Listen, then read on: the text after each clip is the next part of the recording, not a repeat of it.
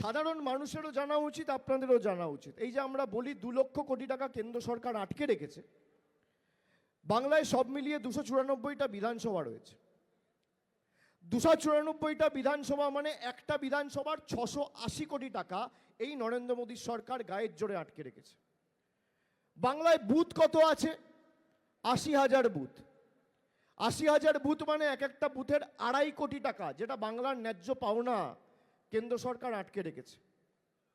মানুষকে গিয়ে বলুন যে এই 2.5 কোটি টাকা যদি দিল্লি থেকে বাংলায় আসে, আজকে যদি বিজেপির 12টা সাংসদ না জিতে বিজেপি 4 বা 5 থাকতো, বাংলায় এসআইআরও হতো না, আর বাংলার মানুষকে লাইনে দাঁড়িয়ে আত্মঘাতী হতে হতো না।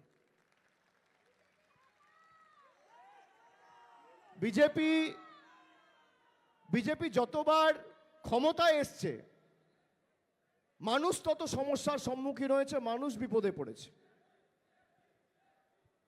দেখুন, বিজেপি 303 থেকে 240-এ যেই নেমেছে, সঙ্গে সঙ্গে জিএসটি নামাতে বাধ্য করেছে।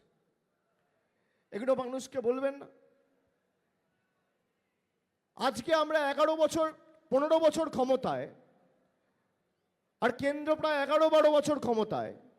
কেন্দ্র রিপোর্ট কার্ড কোথায়? যারা চার্জশিট পেশ করছে বাংলার জন্য, পয়সা নরেন্দ্র মোদীর সরকার গত 10 বছরে বাংলা থেকে তুলে নিয়ে গেছে আর কত টাকা বরাদ্দ করেছে, তার তালিকা কে ছাড়বে? শ্বেতপত্র কে প্রকাশ করবে?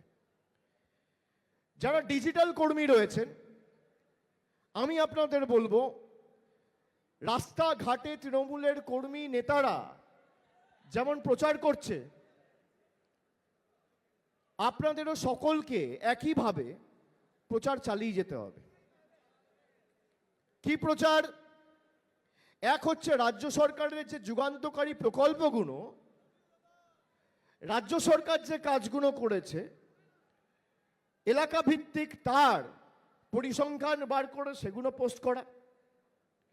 2 হচ্ছে গত 5 বছরে 19 থেকে 24 বিশেষ করে, এবং 24 থেকে 26, গত 7 বছরে বিজেপির যে নেতারা বাংলায় রয়েছে, তারা যে আলটপকা মন্তব্যগুলো করে বলেছে বাংলাকে টাইট দেবো, টাকা বন্ধ করে দেবো, চাইলে ফোন করে টাকা খুলিয়ে দেবো, এগুলো মানুষকে বলতে হবে।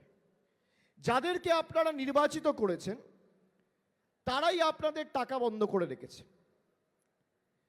কাউকে ভোট দিয়ে বিধায়ক করেছেন, কাউকে ভোট দিয়ে সাংসদ করেছে। সেই বিজেপির নেতাকর্মীরা যার হয়ে কাজ করা উচিত, সেই মানুষের টাকা বন্ধ করতে বিজেপির দিল্লি নেতাদের গিয়ে পায়ে ধরেছে। কেন আমাদের প্রচারে থাকতে হবে? কেন আমাদের মিথ্যে ন্যারেটিভের বেড়াজাল ভেঙে চূর্ণ বিচূর্ণ করতে হবে? একটা মিথ্যে রটতে বেশি সময় লাগে না।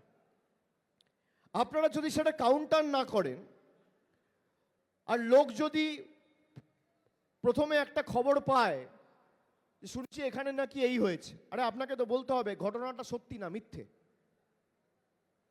যদি একতরফা হয় তাহলে মানুষ মিথ্যেটাকেও সত্যি বলে মানে। সিপিএম যেটা করতো 34 বছর, গোয়েবেলস থিওরি বলে, একই মিথ্যে বারবার বলতো, গোয়েবেলস থিওরি। বিজেপিও এক।